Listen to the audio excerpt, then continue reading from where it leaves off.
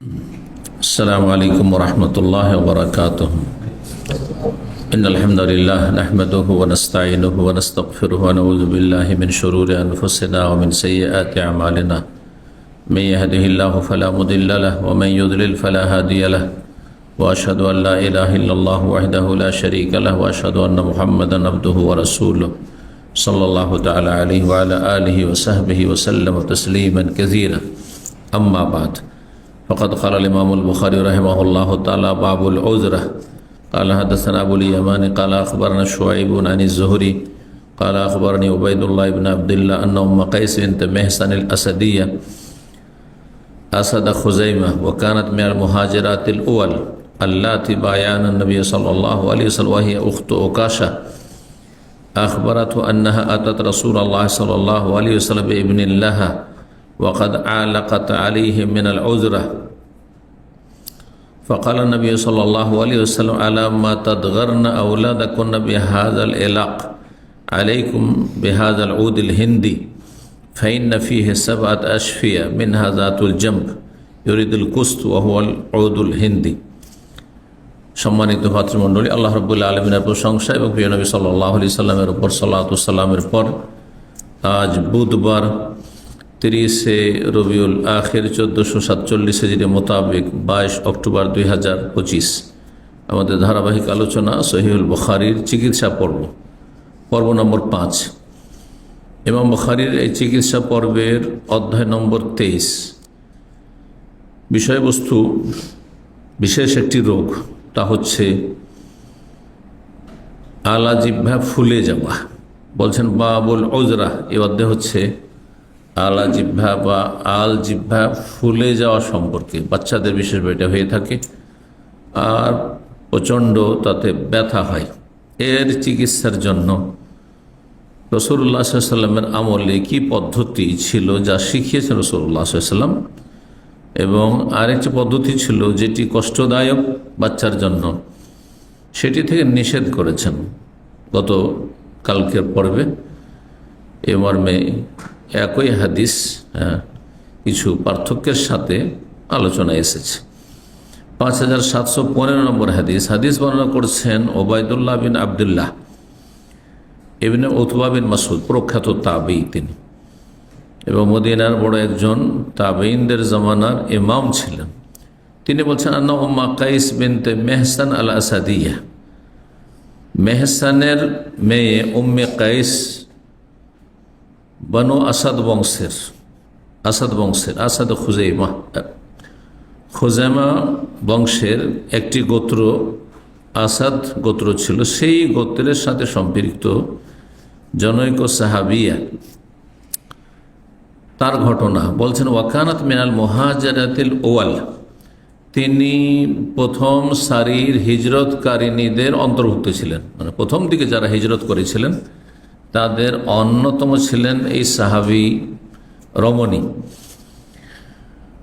আল্লাতী বায়ানা নবী সাল্লাল্লাহু আলাইহি ওয়াসাল্লাম, যারা নবী সাল্লাল্লাহু আলাইহি ওয়াসাল্লামের সাথে বায়াত করেছিল, ইসলামের ওপর শপথ করেছিলেন। রাসূলুল্লাহ সাল্লাল্লাহু আলাইহি ওয়াসাল্লাম তাদের সাথে কথার দ্বারা শপথ নিতেন।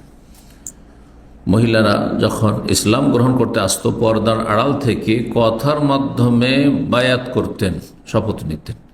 ইসলামের বায়াত, পীর মুরিদের বায়াত নাই। ভারত, বাংলাদেশ, পাকিস্তানে যে বায়াত রয়েছে সেটি মুরিদ হয় যখন পীরের কাছে, এর বায়াত, এটি বেদাতি বায়াত। এই বায়াতে যদি এতটুকু শুধু থাকে যে এটি হচ্ছে সুফি ইজমের বায়াত, আমি মুরিদ হইলাম, আপনি আমার পীর, তাহলে এটি বেদাতি বায়াত। আর যদি এর অতিরিক্ত থাকে, সেটা অধিকাংশ পীরদের মধ্যে রয়েছে যে মুরিদ হয়ে গেল, পীরের কথার বাইরে যাওয়া জায়েজ নয়। কোরআন হাদিসের খেলাফও যদি হয় তবু পীরের কথার বাইরে যাওয়া জায়েজ নয়। আর যতগুলি পীরের তরিকা আছে বাংলাদেশে, তার মধ্যে যেটিকে হক্কানি বলা হয়, চরমনাই, সারসিনা, এগুলোকে চরমনাই কিতাব থেকে আমার 8-9 ঘন্টার আলোচনা 2005-06 আছে, তাতে কিতাব থেকে পড়ে পড়ে শুনিয়েছি। এই যাদেরকে হক্কানি বলছেন তারা যে কত বাতিলপন্থী সেটা আপনি জানেন। আজকে শুনে রাখেন আর কিতাবের পাতা খুলে দেখে নেবে, ওখানে পাতা নম্বর বলা আছে, ওই আলোচনা করি। বলছে মুরিদকে যদি পীর সাহেব বলে যে মদে জায়নামাজ ডুবিয়ে তাতে নামাজ পড়ো, তো তাতে আপত্তি করা চলবে না, তাতে কোনো আপত্তি করা চলবে না। কেন? বলছে পীর তার মারফিত দৃষ্টিতে যা দেখে সেটা তুমি দেখো না। তার কোরআন হাদিসে হালাল হোক হারাম হোক জায়েজ হোক নাজায়েজ হোক, পীর যদি বলে তাহলে সেটাই করতে হবে। পীর যদি বলে জেনা করো, জেনা করে মুরিদিনীকে, নাউজুবিল্লাহ। পীর যদি বলে যে নামাজ ছেড়ে দাও, নামাজ ছেড়ে দিবে। যে দেওয়ানবাগের বই আছে, এমালাওনের বই আছে যে নামাজের কোনো শর্ত নেই, বরং নামাজ মাফ হয়ে যায়। বহু পীর এরকম আছে, বহু পীরের তরিকা আছে যা বলছেন নামাজ টামাজ পড়া লাগবে না, একটা স্তরে গিয়ে নামাজ টামাজ সব মাফ। এই আকিদা সুফিদের আছে। একটা কথা। 2 নম্বর কথা, এই মালাউন দেওয়ানবাগির কিতাবে আছে, আমি নিজে পড়েছি, কারণ বাতিল কিতাবগুলি পড়তে হয়, না হলে তো এমনিতে অনুমান করে কথা বললে তো অবাস্তব হয়ে যেতে পারে। বলছে আমার মুরিদ হওয়ার জন্য মুসলিম হওয়া শর্ত নাই। আল্লাহ, এই কয়েকশো পৃষ্ঠার কিতাব। একজন দেওয়ানবাগের মুরিদ ছিল খাফজিতে, বাড়ি কুমিল্লা সম্ভবত, তাফাজ্জুল বলে, দেওয়ানবাগি থেকে হেদায়েত হয়েছে। আর সে আলহামদুলিল্লাহ সহি আকিদা সালাফি হওয়ার পরে মাদ্রাসা খুলেছে এলাকাতে। তো সে নিজে এসে আমাকে এখানে বললো যে আপনার আলোচনা শুনে আলহামদুলিল্লাহ এইসব কুফরি আকিদা থেকে আর কুফরি তরিকত থেকে ফিরে এসেছি। সে বইটা আমাকে দিয়ে গেছিল, তাতে পড়েছে আমার মুরিদদের মধ্যে হিন্দুও আছে। এই জন্য যে আমার মুরিদ হওয়ার জন্য মুসলিম হওয়ার কোনো শর্ত নেই। আপনি মুসলিম হন, খ্রিস্টান হন, ইহুদি হন, নাস্তিক হন, কিছুই হন, আপনি ব্যাস ওই তরিকা ধরে নেন, সেই তরিকাতে। তার মানে মুসলিম হওয়া যখন শর্ত নাই, তো কলমা পড়াও শর্ত নাই, নামাজও শর্ত নেই, রোজাও শর্ত নেই, জাকাতও শর্ত নেই, হজও শর্ত নেই, উমরাও শর্ত নেই, আল্লাহ পরকালে বিশ্বাস করাও শর্ত নাই। হিন্দুরা আল্লাহ পরকাল বিশ্বাস করে নাকি? কথা বুঝতে পেরেছেন? এগুলো সমস্ত জাহান্নামে যাওয়ার রাস্তা, সমস্ত জাহান্নামে যাওয়ার রাস্তা। একটা কথিত হক্কানি তরিকা বললাম যে যাই নামাজকে মদে ডুবিয়ে নামাজ পড়েন, যদি বলে পীরে তো মুরিদ, আপনি আপত্তি করবেন না। এবং তাতে একটা উক্তি তুলে ধরেছি, তাদের পূর্বপুরুষ, হ্যাঁ, পথভ্রষ্ট সুফিদের পীরদের আরবি ভাষায়, কেন আরবদের মধ্যে তো সুফি আছে। আরে সৌদি আরব না হয় পাক হয়েছে পীর মরিদি থেকে, কিন্তু আশেপাশের আরব দেশগুলিতে পীর মরিদি আছে। ইরাকে আছে, সিরিয়াতে আছে, মিশরে আছে, ইয়ামানে আছে, অন্যান্য দেশে আছে, অনেক দেশে আছে আরব দেশের। ওদের মধ্যেও গুমরা পথভ্রষ্ট ফিরকা আছে। তো আরবি ভাষায় বলছে আল মরিদ আমামা শেখে কাল মাইয়াতে। মরিদ, শেখ মানে পীর, পীরটা হচ্ছে ফার্সি ভাষা, আর শেখটা হচ্ছে হ্যাঁ আরবি ভাষা।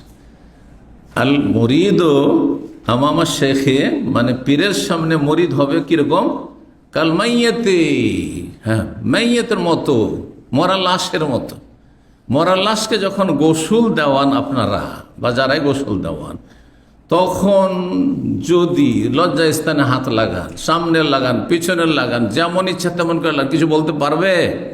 হ্যাঁ, ঠিক তেমনই আপনি মুরিদ বা মুরিদিনী যখন পীর সাহেব গায়ে হাত দিলে অথবা যা ইচ্ছা তাই করুক, হ্যাঁ, আপনি খবরদার কিছু বলবেন না, কিচ্ছু বলবেন না। আপনি মাইয়াত, মরা লাশের মতো।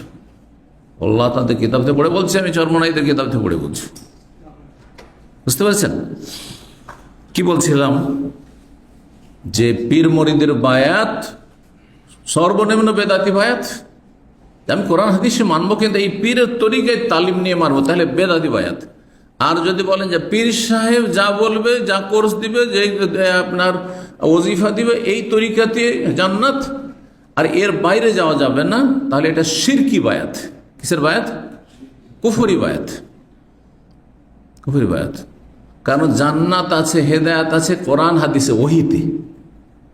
কেউ যদি বলে জান্নাত আছে অমুকের রসুল ছাড়া, রাসূলুল্লাহ সাল্লাল্লাহু আলাইহি ওয়াসাল্লামের তরিকায় জান্নাত আছে, এটা হচ্ছে হক, এটা হচ্ছে ওহী, কোরআন হাদিস। কিন্তু রাসূল সাল্লাল্লাহু আলাইহি ওয়াসাল্লাম বাদ দিয়ে কারো সম্পর্কে যদি বলে জান্নাত আছে অমুক সাহেবের তরিকায়, অমুক সাহেবের শিক্ষায়, তাহলে এটি কুফরি কথা। আমার কথা ভুলের ঊর্ধ্বে নয়, যদিও আমি চেষ্টা করছি কোরআন হাদিসের কথা বলার, কিন্তু আমার 100তে 100টাই কথা, হ্যাঁ, লক্ষ লক্ষ মাসালা মাসাইল আলোচনা করবো, আর সবগুলিকে আপনি বলবেন যে আমার সবগুলি ওই, আমার ভুল হইতে পারে বুঝের, হ্যাঁ, আমার জ্ঞানের স্বল্পতা থাকতে পারে, আমিও আপনাদের মধ্যে মানুষ, আমার কাছে ওহি আসবে না, আসেও না, বোঝা গেছে না? সেই জন্য কোনো ব্যক্তিকে জান্নাতের রাস্তার জন্য একেবারে আদর্শ মনে করা পুরোপুরি একমাত্র তিনি হচ্ছেন একজন, কে? লা ইলাহা ইল্লাল্লাহ মুহাম্মাদুর রাসূলুল্লাহ, যার কালেমা পড়েছে রাসূলুল্লাহ মুহাম্মদ সাল্লাল্লাহু আলাইহি ওয়াসাল্লাম, এ ভিন্ন আর কেউ না। এই জন্য পীর মুরিদের বায়াত কি বললাম, হয় বেদাতি বায়াত, না হলে শিরকি বায়াত। শিরকি বায়াত যদি করেন আপনি, যে পীরের তরিকার বাইরে যাওয়া যাবে না, তাহলে আপনি ইসলামের বাইরে না, চলে গেছেন, আপনি ইসলামের মধ্যে না। এর বাস্তবতা বলছি। এই যে আমাদের মসজিদ আছে নতুন, তার আগে যারা পুরনো লোক, এটা পুরনো মসজিদ ছিল, এখানে ভেঙে তৈরি, কেউ কে দেখেছেন? পুরনো মসজিদ দেখেছেন? এখানে একটা গার্ডেন ছিল, হ্যাঁ, ময়লা আবর্জনা হয়ে থাকতো পুরানো হয়ে, আর এখানে একটা ছোট পুরানো মসজিদ ছিল। এই মসজিদে একটা নতুন বাংলাদেশি ছেলে এসছে, কিন্তু দেখেই মনে হচ্ছে যে ও কওমি মাদ্রাসা থেকে এসছে, অথবা কোনো পীরের মুরিদ টুরিদ হবে, মানে নতুন একবার এসে, যেমন দেশি তরিকে থাকে, জুব্বা টুব্বা পরে আছে, দাঁড়িয়ে আছে। নতুন দেখলাম, তখন আমাদের পুরান সেন্টার ওই যে সামনে অপোজিট বিল্ডিংটা ছিল, আজকে থেকে 18-20 বছর আগে। তো 2-3 দিন হওয়ার পরে ওকে ডাকলাম মসজিদে বেরিয়ে, দিয়ে বললাম যে ইসলামিক সেন্টারে আসেন, এই যে ইসলামিক সেন্টার, এখানে দিনের শিক্ষা দেওয়া হয়। একদিন শুনলাম, আমাদের চোখ বড় বড় করে ভয়ে হয়ে, মানে মনে হচ্ছে আতঙ্কিত, দিয়ে চলে গেল, কিছু উত্তর দিল না। দ্বিতীয় দিন আবার 2-1 দিন পর বললাম যে কই আসলেন না, আসেন। আবার শুনলো, চুপচাপ থেকে গেল, একটু অন্য কথা বললো, চলে গেল। 2-3 দিন পরে আবার একদিন বললাম, তৃতীয় দাওয়াত, যে কই আসলেন না, তো আসেন ইসলামিক সেন্টারে অমুক দিনে দরসাই, তখন মঙ্গলবার হইতো আর জুমাবারে হইতো, আসেন। তখন আবার বলছে, হুজুর একটা কথা, হুজুর একটা কথা, নতুন লোকেরা আমাদেরকে হুজুর বলে, হুজুর শব্দটি আমাদের কাছে পছন্দনীয় না। আর যদি কেউ মশলা জিজ্ঞাসা করে সরাসরি, অথবা টেলিফোনে অথবা মেসেজ, আর বলে হুজুর একটা মশলা, তাহলে জানবো যে নতুন লোক, আমাদের লেকচার শুনে না। আর যদি পুরাতন লোক হয়, যে আমাদেরকে ফলো করে, তাহলে হয় শেখ বলবে, না হয় ওস্তাদ বলবে। দাদা বুঝতে পেরেছেন? ওতে আমরা বুঝে নিই যে লোকটা কি তরিকার আছে, কেমন আছে। এই জন্য হুজুর ফুজুর বলে আপনি বেদাতির গন্ধ ছড়াবেন না। হুজুর বলে, হুজুর বললাম মানে আপনার বেদাতির গন্ধ আসছে। তো যাই হোক, তৃতীয় দিন বলছে যে হুজুর একটা কথা আছে, কি বলো? তো বলছে যে আমি চরমনাইয়ের মুরিদ, তো আমার জন্য কি আপনার ইসলামিক সেন্টারে তালিম নেওয়া জায়েজ হবে? তার মানে মুরিদ হইলে অন্য তালিম নেওয়া যাবে না, এই পাঠ পড়ে এসছে ওখান থেকে। এটা কুফরি কথা, যে আপনি যেই পীরের মুরিদ হয়েছেন, এ ভিন্ন আর কারো কাছ থেকে ইসলাম নেওয়া যাবে না। তার মানে 100তে 100% ইসলাম কার কাছে আছে? এই চরমনাই তরিকা আছে, এই সারসিনার তরিকা আছে, এই জনপুরি তরিকা আছে, এই মুখ তরিকা আছে। এটি কুফরি কথা, কুফরি কথা স্পষ্ট, এটি শিরকি কথা, বুঝছেন না? একমাত্র পুরোপুরি আনুগত্যকার আল্লাহ এবং তার রসুলের, আল্লাহ এবং আতিউল্লাহ ওয়া আতিউ রসুল, রসুল্লাহ সাল্লাম ছাড়া যদি বলেন আমার বাবার মায়ের সব কথা শুনবো আমি, শিরকি কথা এটি। আপনার বাবা বলে যে যাওকে খুন করে, আপনার মা বলবে যাওর বাড়ি ডাকাতি করে, চুরি করে, করবেন? না, ওটাই না। কোনো মহিলা আমার স্বামীর সব কথাই শুনবো, মাসিক অবস্থায় ও সহবাস করতে চাইছে, শুনবে? কাবিরা গুনাহ। বরং যদি এটাকে হালাল মনে করে তাহলে কুফর। যে স্বামী বলেছে সেজন্য হালাল হয়ে গেছে মাসিক অবস্থায় সহবাস করা, তাহলে সে কাফের হয়ে যাবে। কারণ হারামকে হালাল মনে করা কুফরি, বড় কুফরি, এটাও মনে রাখতে হবে। একটা কাজ এমনি কবিরা ছিল, বড় গুনাহ ছিল, মাসিক অবস্থায় সহবাস করা, কিন্তু যখন ওইটাকে হালাল মনে করবেন তখন আপনি কাফের হয়ে গেলেন। জেনা করা কবিরা গুনাহ, মদ খাওয়া কবিরা গুনাহ, কিন্তু ফাসেক, পাপিষ্ঠ। কিন্তু যদি বলে যে মদ হালাল, জেনা হালাল, সম্মতি থাকলে হালাল, সাবালিকা হইলে হালাল, নাবালিকা হইলে হারাম, আর ধর্ষণ হইলে হারাম, তাহলে সে কাফের, সে মুসলিম না। ওয়াইন সাল্লাহ ওয়াসামা ওয়াজাক্কা, যদিও নামাজ রোজা হজ জাকাত সব করছো, মুসলমান হবে না। সেগুলি ভালো করে বুঝেন। এই জন্য আগে ইসলামের মৌলিক বিষয় আকীদা শিখতে হবে, যে আপনি যাতে ইসলাম থেকে আপনার অজান্তে বেরিয়ে না চলে যান। যেমন আপনার একটা বিল্ডিং, বিশাল বিল্ডিং আপনি ঢুকেছেন, আজকাল মলগুলোতে এরকম হচ্ছে, বড় বড় মলগুলোতে কিছুই হদিশ পাচ্ছেন না কোন দিক থেকে কোন দিকে যাচ্ছেন। একদিক দিয়ে ঢুকলেন, আরেক দিক দিয়ে আসলে আপনি কেনাকাটা করবেন, কিন্তু না জানার কারণে যে কোন দিকে আসলে কেনাকাটার জায়গা আছে আর কোন দিক থেকে বেরিয়ে গেলে এক্সিট হয়ে যাবে, এপার থেকে ঢুকে আরেক দিক দিয়ে আরেক গেট দিয়ে বেরিয়ে চলে গেছে। মক্কা মদিনা মসজিদ এমনটাই হয় এরকম। একজন হাজি সাহেব, অনেক বছর আগের কথা বলছি,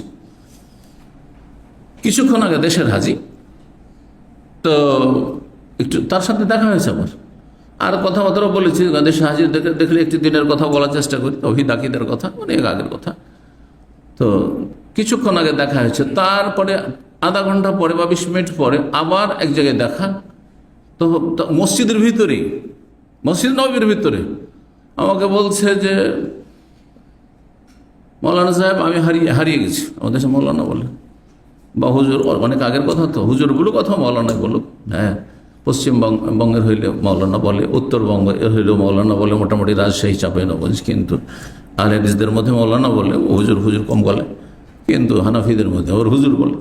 তো যাই হোক, হুজুর বা মৌলানা আমি হারিয়ে গেছি। আমি হেসে দিচ্ছি, মসজিদের ভিতরেই হারিয়ে গেছে, মসজিদের বাইরে যায়নি, ওখানে হারিয়ে গেছে, মসজিদের নববীর ভিতরে। তাহলে কোথায় যেতে চান? ওই যে যেখানে আপনার সাথে দেখাচ্ছে ওখানে যেতে চলেন, কাছেই জায়গাটাতে নিয়ে যে ওর দলবল সব বসে আছে, ওখানে পৌঁছে দিল। তো কি জন্য কথাটি বললাম? এই জন্য যে ইসলামে জন্মসূত্রে ঢুকেছেন, আর যদি আকীদা না শিখেন, হ্যাঁ, ইসলামের মৌলিক বিষয়গুলি না শিখেন, নামাজ রোজা তো করছি, তো এক সময় ঢুকেছিলেন জন্মসূত্রে মুসলিম হয়ে, হ্যাঁ ইসলামে ঢুকেছিলেন, আর এক সময় বেরিয়ে চলে গেছেন, জানেন না যে ইসলাম থেকে বেরিয়ে গেছে, জানেন না যে ইসলাম থেকে বেরিয়ে গেছে। এইরকমটা হয় অধিকাংশ আমাদের দেশের মানুষের অবস্থা এরকম।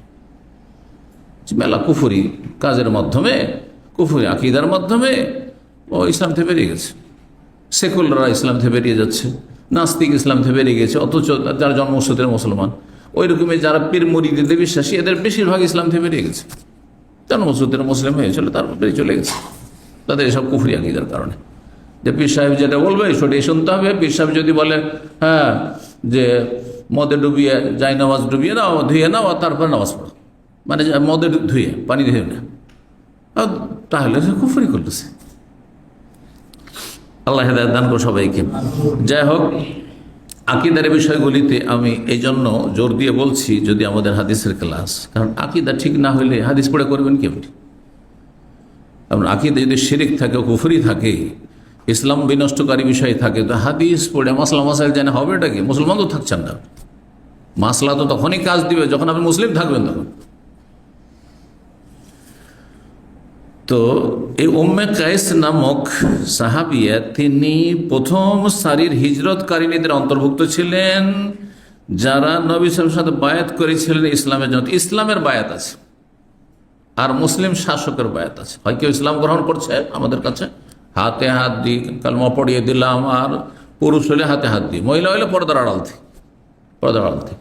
নবী সাল্লাল্লাহু আলাইহি ওয়াসাল্লাম মহিলাদেরকে কলমা পড়াইতেন, ওয়াদা করাতেন, তোমরা এই ফরজ ওয়াজিব কাজগুলি করবে, হারাম নাজায়েজ কাজের কাছে যাবে না, শিরক করবে না, জিনা করবে না, হত্যা করবে না, বাচ্চাকে জীবন্ত মারবে না, যেটা কাফেররা করতো অনেকে।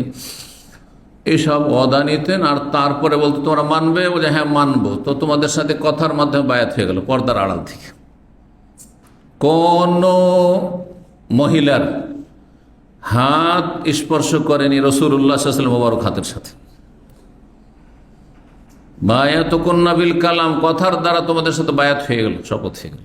কিন্তু পুরুষদের সাথে হাতে হাত দিয়ে আপনি বায়াত করা শপথ করেন। কিন্তু পীরদের মধ্যে যে রয়েছে, হ্যাঁ আমামা শরীফ, পাগড়ি লম্বা করে দিল বায়াত, অথবা যারা আমার হাতে বায়াত করে আছে তাদের পিঠে আপনার হাত দেন, একে অপরের পিঠে হাত দিয়ে আছে, দেখবেন আজকাল সোশ্যাল মিডিয়াতে আছে এগুলো। আপনারা জানেন যে পীরের দেশের মানুষ, এগুলো বলতে হবে না, এগুলো সব বেদাতি তরিকা, বেদাতি তরিকা। তো বলছেন, আর এই মহিলা উম্মে কায়েস হইয়া উখত ওকাশা, ওকাশা মেহসান, যে ওকাশা নবী সাল্লাল্লাহু আলাইহি, ওকাশার ঘটনা কোথায় পড়েছেন? কয়েকদিন আগে হাদিস, 70,000 লোক বিনা হিসাবে বিনা শাস্তিতে যে জান্নাতে যেতে পারবে এই উম্মতের। হ্যাঁ, তখন একজন সাহাবী ওকাশা, তিনি বলি, ইয়া রাসূলুল্লাহ, আমার জন্য দোয়া করে দেন, আল্লাহ যেন ওই 70,000-এর মধ্যে আমাকে শামিল করে দেয়, বিনা হিসাবে বিনা আযাবে জান্নাত যেতে পারি। তখন নবী সাল্লাল্লাহু আলাইহি ওয়াসাল্লাম বললেন যে আনতা মিনহুম, চলো তুমি এই 70-এর একজন, 70,000-এর একজন, তারই বোন। আখবারাতহু, এই মহিলা জানিয়েছেন, আন্না আতাত রাসূলুল্লাহ, তিনি একবার আসলেন রাসূলের কাছে, বেইবনিল্লাহ, তার এক শিশু সন্তান নিয়ে, ছোট বাচ্চাকে নিয়ে। ওয়াকাদ আলা কাতালিহি মিনাল উযরাতি, তিনি কি করেছিলেন যে তার এই বাচ্চার, হ্যাঁ, দুধ পান করা বাচ্চা শিশুর তালুতে বা আলজি বা ফুলে গিয়েছিল, সেই জন্য তিনি সেটা কি করেছিলেন, শক্তভাবে চেপে দিয়েছিলেন। গতকালকে এটা তর্জমা করেছি, আলা কাতালিহি মিনাল উযরা, এই আলজি বা ফুলে যাওয়ার কারণে সেটা কি করেছিলেন, চেপে দিয়েছিলেন। মনে করতে চেপে দিলে যে ফুলে আছে তাহলে তখন স্বাভাবিক হয়ে যাবে আর ভালো হয়ে যাবে, কিন্তু ওই চেপে দেওয়াতে ওই সেখানে ব্যথা আছে, ইনফেকশন হয়ে আছে, একবার প্রচণ্ড বাচ্চা চিৎকার করে ওঠে, আর বড়ই কষ্ট পায় বাচ্চা। তো রাসূলুল্লাহ সাল্লাল্লাহু আলাইহি ওয়াসাল্লামকে যখন এই কথা বললেন ওই মহিলা, তখন বললেন নবী সাল্লাল্লাহু আলাইহি ওয়াসাল্লাম, আলামা তাদগারনা আওলাদাকুন্না বিহাযাল ইলাক, তোমরা কেন তোমাদের বাচ্চাদেরকে কষ্ট দিচ্ছ এই শক্তভাবে আলজি বা যে ফুল আছে সেটাকে চেপে বা টিপে, কেন কষ্ট দিচ্ছ? এইভাবে বাচ্চা কষ্ট পাচ্ছে, তোমরা এইভাবে চিকিৎসা করবে না, এটা চিকিৎসা না, এটা কষ্ট দাও, আযাব দাও। আলাইকুম বিহাযাল উদিল হিন্দি, তোমরা ব্যবহার করো এই ভারতীয় চন্দন কাঠ, সেন্টেড কাঠ, যাতে সুগন্ধি রয়েছে। ফাইন্না ফিহা সাবআত আশফিয়া, তাতে 7 রকমের রোগের চিকিৎসা রয়েছে, তার মধ্যে একটি হচ্ছে এই আলজিভা ফুলে যাওয়ার চিকিৎসা। সেটা কিভাবে বলেছিলাম, যে এই কাঠকে জ্বালিয়ে, যে আরবদের ঘরে ঘরে কাঠ জ্বালায়, উদ বা মসজিদ অনেক সময় জ্বালে দেখেছেন, এই কাঠটা জ্বালিয়ে যে ধোঁয়া হবে, এই ধোঁয়াটা নাক দিয়ে নেওয়া, বাচ্চার নাক দিয়ে গেলে তখন ওটা ভালো হয়ে যাবে। আর মিনহা, আর একটি রোগ হচ্ছে জাতুল জাম্প, পক্ষাঘাত, প্যারালাইসিসের চিকিৎসা, অথবা পার্শ্ব দেশে এক সাইডে বিষাক্ত ফোড়া হইতো, সেটারও চিকিৎসা, সেখানে সেটা পিষে লাগিয়ে দিলে। ইউরিদুল কুস্ত, উদ্দেশ্য এই ভারতীয় কাঠ বলে কুস্ত, অহল উদুল হিন্দি, সেটি হচ্ছে ভারতীয় কাঠ। কুস্ত শব্দটি এসছে, এর আগে বলেছি যে আমার যেটা মানে গবেষণা, সেটা কুস্ত কাষ্ঠ শব্দ থেকে এসছে। আমরা কাঠকে বেশি শুদ্ধ বাংলা কি বলি, কাষ্ঠ, কাষ্ঠ, কারণ কাষ্ঠ ওইটা হয়েছে কাস্ত, কাস্তটা হয়েছে কুস্ত। কুস্ত পড়েন বড় কাপ দিয়ে অথবা ছোট কাপ দিয়ে, দুই রকমই আরবরা পড়েছেন। তো এক ভাষা থেকে আর এক ভাষায় গেলে তখন একটু ওর মধ্যে কি হয়, পরিবর্তন চলে আসে, পরিবর্তন চলে আসে। যখন যেমন আমরা বলছি টেলিভিশন, বলছি না, কিন্তু আরবরা কি বলছে, টেলিভিশন বলছে না। জি, আমরা মালয়েশিয়া বলছি, বাংলায় বলছি না, দেশ, যে দেশটি কি বলছে বাংলায়, আপনারা মালয়েশিয়া বলছেন না বাংলায়, কিন্তু উর্দুরা দেখবেন আপনাদের পাশাপাশি ভাষা, প্রতিবেশী, কিন্তু তারা মালয়েশিয়া বলবে, মালয়েশিয়া, উচ্চারণ আলাদা আলাদা। এক ভাষাতে আর এক ভাষা গেলে একটি শব্দের উচ্চারণ একটু ভিন্ন হয়ে যায়। আমরা প্রশংসা বলছি, হিন্দিতে প্রশংসা, খবর, কি খবর, আরবিতে খবর, এস খবর, খবর মানে খবর, আরবি শব্দ এটি, তাই না? 24 নম্বর অধ্যায় বাবু দাওয়াইল মাবতুন, এই অধ্যায় হচ্ছে পেটের অসুখের চিকিৎসা সম্পর্কে। মাবতুন, বাতন থেকে, বাতন মানে পেট, তো মাবতুন মানে যে পেটের রোগে আক্রান্ত ব্যক্তি। পেটের রোগ বিভিন্ন রকম হইতে পারে, পেটে মেলা রকমের রোগ হইতে পারে, গতকালকে এদিকে ইঙ্গিত করেছি। আর রোগ চিকিৎসা বিদ্যায় আরও যথেষ্ট পাবেন। তার মধ্যে আরবরা ডায়রিয়াকে পেটের রোগ বলতো। মানে ডায়রিয়া তো বুঝছেন তাই না, ডায়রিয়া তো সবার জানা আছে, এসহাল যেটিকে আজকাল বলা হচ্ছে। মানে এত বেশি আপনার পায়খানা আসবে, পাতলা পায়খানা, যাতে মানুষের শরীর থেকে পানি একবারে ধীরে ধীরে কমে আসে। স্যালাইন দিয়ে সেটা ঘাটতি যদি পূরণ না করা হয় তো মানুষ মারা যায়। এক সময় গ্রামে গঞ্জে এগুলোর ব্যবস্থা ছিল না, স্যালাইনের ব্যবস্থা ছিল না, জানতো না, মনে করছে যে ওই করছে, পাতলা পায়খানা করছে, মানুষ মারা গেল। ও পানি শেষ হয়েছে শরীরের, মারা গেল। যেমন শরীরে রক্ত ক্ষরণ হয়ে বেশি রক্তক্ষরণে মানুষ মারা যায়, কারণ রক্ত পানি আছে, রক্ত শেষ, পানি শেষ, মানুষ শেষ, বাঁচবে না। ঠিক ওই রকম পানি, শরীরে পানি জরুরি, শরীরে পানি না তাহলে মানুষ মারা যায়। এর চাইতে মারাত্মক, ডায়রিয়ার চাইতে মারাত্মক এক সময় আমরা যখন ছোট ছিলাম, নাবালক, ওই যুগে ছিল একটি কলেরা রোগ ছিল। নাম শুনে যান, কলেরা। আপনারা তো কলেরা মনে হয় যারা মুরব্বী দু একজন আছেন তারাই শুধু হয়তো কলেরা যুগ পেয়েছেন। কে পেয়েছেন কলেরা যুগ? এলাকায় কলেরা ছড়িয়েছে এরকম খবরের যুগ পেয়েছেন আপনারা? দু একজন হয়তো পেয়েছেন, কিন্তু আমি পেয়েছি। আমার মামার বাড়ি থেকে আমি লেখাপড়া করতাম, গোটা গ্রামে এমন কলেরা ছড়িয়ে গেল যে গোটা গ্রাম থেকে প্রায় 15 থেকে 20 জন লোক মারা গেল ভিন্ন বাড়িতে। আর আমার ওই গ্রামে আলহামদুলিল্লাহ আল্লাহ আমাদেরকে বাঁচিয়ে এখনো আল্লাহ সুস্থ রেখেছেন, হয়নি কলেরা, কিন্তু অনেকের হয়েছে, অনেকে আশপাশ থেকে মারা গেছে। এক বাড়ির 5 জন মারা গেছে, একই ঘরে, তিন ভাই, 2 বউ, ধর মা, মানে 6 জন, 6 মারা গেছে। চোখের সামনে এগুলো দেখেছি। তো কলেরা ডায়রিয়ার চাইতে মারাত্মক হইত। একে বমি আর তার সাথে পায়খানা, আর কয়েক ঘন্টার মধ্যে শেষ, ধাড় মূর্তি আছে। একটা মহামারী ছিল জি। তার আগে ছোটকালে শুনতাম, আমরা নিজের চোখে দেখিনি, কিন্তু কাছাকাছি যুগটা পেয়েছি, যার ফলে গ্রামে গ্রামে ঘোষক আসতো সরকারের পক্ষ থেকে, গুটি বসন্ত। নাম শুনেছেন কেউ? বসন্তের রোগ। হ্যাঁ, শরীরে দাগ হইতো, ওই এমন ধরনের ঘা হইতো যে ভালো হইলেও গোটা শরীরের দাগ হয়ে থেকে যেত, এবার বিকৃত হইতো শরীর, বসন্তের রোগ। তো ছোট্টকালে শুনতাম, তখনকার যুগে, আজকে থেকে 50 বছর আগের কথা বলছি, 50 বছর আগের কথা বলছি, গ্রামে আসতো, আর তাদের কথাটি এত, মানে তখনকার যুগের স্মৃতি শক্তি ছোটকালকার এখনো মনে হচ্ছে। গোটি বসন্তের খবর দেন, 100 টাকা জিতে নেন। গ্রামে গ্রামে বলে বেড়াতো, হ্যাঁ, কি গুটি বসন্তের খবর দেন। কারো বাড়িতে কোথাও যদি কোনো গ্রাম থেকে খবর দিতে পারেন যে গুটি বসন্ত হচ্ছে, তাহলে 100 টাকা পুরস্কার। কারণ দেশ থেকে গুটি বসন্তকে বিতাড়িত করতে, কিসের মাধ্যমে? টিকার মাধ্যমে। আর তখন ওই টিকা দিত, আর বড় বড় টিকা আমাদের আছে।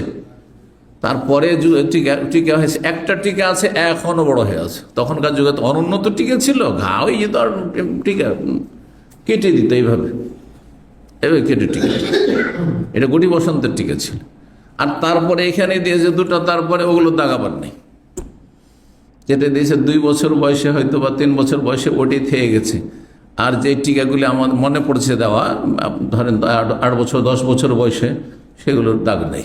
জি, তো এই ছিল তখনকার যুগের টিকা। আজকাল টিকা কোনগুলিকে বলছেন যে ভ্যাকসিন, বিভিন্ন খালি ইঞ্জেকশন, তখন কেটে দিত এইভাবে গোল করে, মনে আছে কেমন বা কি, এমন এগুলো দিল, আর একটু চারিদিকে রক্ত বেরিয়ে গেল।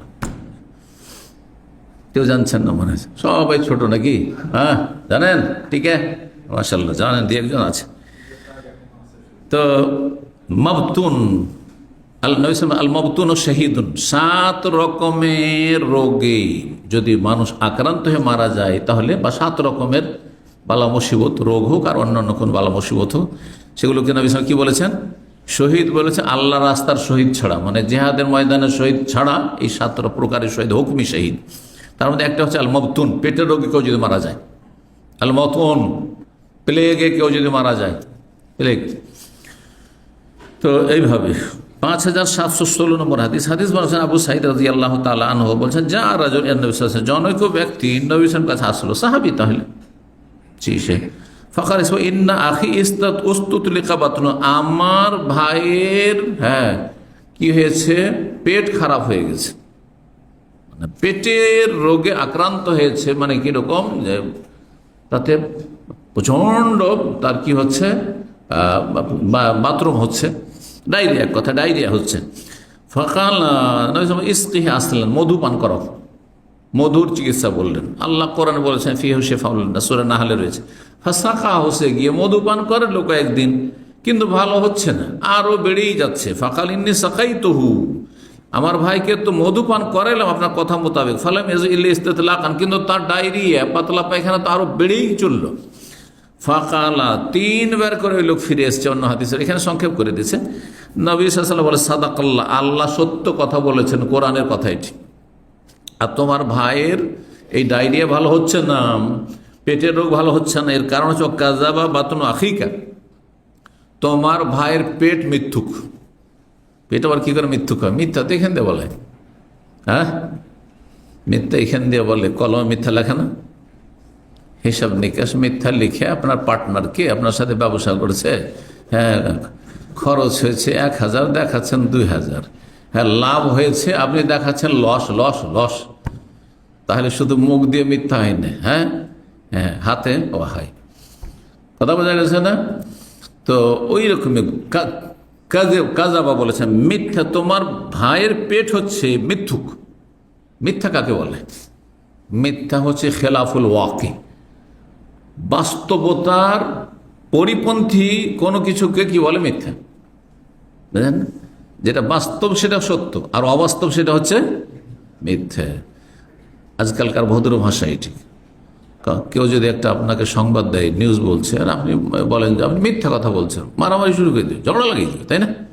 কিন্তু কথাটা অবাস্তব, অত রাগ ধরবেন না, কারণ অত দূর বুঝেনি যে আমাকে মিথ্যুক বললো, ওই দিক থেকে দূর দিয়ে মিথ্যুক বলেছে ওকে। কথা বলছেন না, সেজন্য বুঝতে পারেনি সে। হ্যাঁ, কিন্তু কথাই একই, কান এদিক থেকে ধরেন আর ওই দিক থেকে গিয়ে ধরেন, একই কথা, বুঝছেন না? তাহলে ভাষা যদি মার্জিত হয় তো একটি কথাই শুনতে ভালো লাগবে, আবার একটি কথা শুনতে খারাপ লাগবে। এই উদাহরণটি একজন ভালো আলেম দিতেন আমরা ছাত্র জীবনে। বলতে দেখে ভাষাতেই সব কিছু আছে, ভাষাতেই সব কিছু আছে। তোমার বাবা 2-3টে বিয়ে করেছে, সৎ মা, নিজের মাটা না মা, সৎ মা তো আসল মা না, ঠিক না? সৎ মানে বাপের স্ত্রী, তাই না? কিন্তু আমাদের সমাজে যদি বলেন যে এটা আমার বাপের স্ত্রী, তো সমাজের লোক কি করবে? হ্যাঁ, এমনকি নিজের মা, আপনার আমার যে মা, এটা বাপের স্ত্রী নয়, অন্য কারণে কি বাপের স্ত্রী, কিন্তু মা বলে ডাকলে কত মায়ার আর ভালোবাসার, হ্যাঁ শব্দ মা, কত যে তাতে মন ঠান্ডা হয়ে যায় মায়ের, তাই না? কিন্তু যদি বলেন যে এটা বাপের স্ত্রী, হ্যাঁ আব্বার স্ত্রী, তাহলে জুতা পিটা করবে, একটা দানা দিবে না সেই মা, ঠিক না? চিন্তা করেন, তাহলে ভাষাতে সব কিছু আছে। এই জন্য ভাষা যদি ভালো বলা সম্ভব হয় তাহলে কখনো মন্দ বলে। কাযাবা বাতুন আখিকা মানে তোমার ভাইয়ের পেটের মধ্যে অবাস্তবতা রয়েছে, অর্থাৎ তার মধ্যে কিছু সমস্যা আছে, যার ফলে সেই পেটটি এই মধু থেকে উপকৃত হতে পারছে না, মধু থেকে লাভবান হতে পারছে না। আর এটা বাস্তব সত্য, এর আগে বিস্তারিত বলেছি, কারণ এই হাদিসের আগে এসেছে। তখন অনেকের জন্য দুধ, ঘি এগুলি উপকারী, আবার অনেকের জন্য পেটই খারাপ করে দেবে। অনেকের লিভার ফাংশন এত দুর্বল যে একদিন যদি দুধ পান করে পেট খারাপ হয়ে যাবে। ঘি তো বরদাস্তি হবে না, ঘির করে শেষ, ডায়রিয়া ধরে নিব, অনেক আছে এরকম। অথচ এগুলোতে কত এনার্জি আছে, কিন্তু সেই এনার্জি গ্রহণের জন্য কি করতে হবে? আপনার পেটে ন্যূনতম যোগ্যতা থাকতে হবে সেটা থেকে লাভবান হওয়ার জন্য। ঠিক ওই রকম। তারপরে ওই লোকটি আবার গেল, হাদিস আছে এখানে, অসম্পূর্ণ এতটুকু থেকে গেছে, আর তারপরে আবার পান করে ভালো হয়ে গেল। তারপর রোগ ভালো হইতে অনেক সময় লাগে। জ্বর হয়, আপনারা দেখে প্যানাডোল খাচ্ছেন, তারপরে জ্বর ভালো হয়নি, কেউ জিজ্ঞাসা করছে কেন ওষুধ খান না? ওষুধ খাচ্ছি, কাজ হচ্ছে না, আবার জ্বর চলে আসছে। কেউ 3 দিন পরে এমনি পালিয়ে যাবে হয়তো জ্বর। নেক্সট সময় কিছু জ্বর আসবে, 2-3 দিন থেকে এমনি ভালো হয়ে যাবে। 25 নম্বর বাবু নেই অধ্যায় লা সাফার, সফর বলে কোনো অলৌকিক লক্ষণ বা সফরে কোনো অলৌকিক লক্ষণ নেই। সফর মাস গতকালকে বলেছি। অথবা আরবরা জাহিলি যুগে ইসলামের পরে মনে করত যে কিছু লোকের পেটে কি হয়ে যায়, সাপ হয়ে যায়, সাপ হয়ে যায়। আর সাপে কামড় দেয় তখন ছটপট করে আর যন্ত্রণা সে অনুভব করে। তো এই ধারণা বলে কিছু না, পেটে কারো সাপ হয় না। এরকমই একটা কথা আছে আমাদের দেশে, এখন পর্যন্ত ছিল, জানি না আপনারা হয়তো এখন অনেকে বিশ্বাস করেন। দাঁতে পোকা হওয়া, আগে যুগে দাঁতে ব্যথা হইতো, কি বলতো, দাঁতে পোকা হয়েছে, বলতো না, বলতো না। আচ্ছা, তারপরে জালিয়াতি করতো কিছু ওই গাছামি চিকিৎসা, আর ও গাছ দিয়ে করতো, আর দেখতো এই যে পোকা বেরোচ্ছে, ওসব দাঁত থেকে কিছুই বের হয় না। বুঝতে পেরেছেন, ওই গাছেই কিছু আছে। হ্যাঁ, বোঝা গেছে না? এইগুলো বিশ্বাস তো আমরা চোখের সামনে দেখেছি, দাঁতে পোকা হওয়া, আসলে কিছু না। এখন বলছেন না দাঁতে ইনফেকশন হওয়া, দাঁতের বেদনা কিসের জন্য, দাঁতে ইনফেকশন হয়ে গেছে ভিতরে, খেয়ে গেছে পোকাতে, তোমার দাঁত খেয়ে গেছে। এগুলো কথা তো এখনো আপনাদের মা খালা দাদিরে বলছে, হয়তো দাঁতে পোকা লেগেছে, বলছে না, বলছে না দাঁতে পোকা লেগেছে। হ্যাঁ, কিচ্ছু পারে না। ওই যে গাছ আছে, ওই ওই গাছেরই ওইটা বৈশিষ্ট্য আছে, গাছে ওই ধরনের জিনিস আছে, ওইটা কিছুক্ষণ ভাঙা থাকলে এরকম হবে। এগুলো আমি যারা অভিজ্ঞ মানুষ তাদের কাছ থেকে শুনেছি। কিচ্ছু নেই, পোকা মোকা এসব কিছু নেই, সব জ্বালিয়ে দিই। দাঁতের পোকা বলে কিছু নেই। ঠিক ওই রকমই পেটে সাপ হয়ে যায় বলে কিছু নেই। এই জন্য ইমাম বুখারী ওইটাই ব্যাখ্যা করছেন যে এই সফর হচ্ছে এমন একটি রোগ, ইয়াখুযুল বাতন, যেটি পেটে হয়ে থাকে, সেটি বিশেষ রোগ বা সাপের মাধ্যমে। দুটো ব্যাখ্যা করা হয়েছে। আর একটা ব্যাখ্যা যেটা বললাম, যে সফর মাসকে তারা অশুভ মনে করে। সফর মাসে বিয়ে শাদী চলবে না, ব্যবসা বাণিজ্য করা চলবে না, সফর মাসে কোনো এরকম কোনো কাজ করা চলবে না, ওগুলো তো কোনো বরকত নেই, সব শেষ হয়ে যাবে, নষ্ট হয়ে যাবে। এগুলো শিরকি আকীদা। 5717 নম্বর হাদিস বর্ণনা করেছেন আবু হুরায়রা রাদিয়াল্লাহু তাআলা আনহু। তিনি বলেন, ইন্না রাসূলুল্লাহ সাল্লাল্লাহু আলাইহি ওয়াসাল্লাম বলেছেন, লা আদওয়া, সংক্রামক ব্যাধি বলে কিছু না। গতকালকে বিস্তারিত আলোচনা করেছি, আছে না নেই? সংক্রামক ব্যাধি নেই না আছে? একদল বলছেন নেই, সংক্রামক ব্যাধি বলে কোনো ছোঁয়াচে ব্যাধি নেই। তাহলে ভুল ধারণা একবার।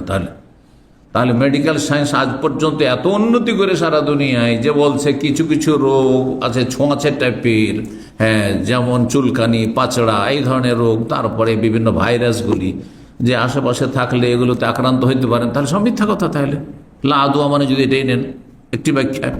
কিন্তু এর চাইতে বেশি শক্তিশালী ব্যাখ্যা কি বলেছি, যে কিছু কিছু রোগ আছে ছোঁয়াচে টাইপের, কিন্তু রোগের মধ্যেই ক্ষমতা নেই। তা লা আদওয়া মানে এমন কোন সংক্রমণ নেই যে সেই রোগের মধ্যেই ক্ষমতা আছে, রোগ নিজে থেকে চলে যেতে পারবে।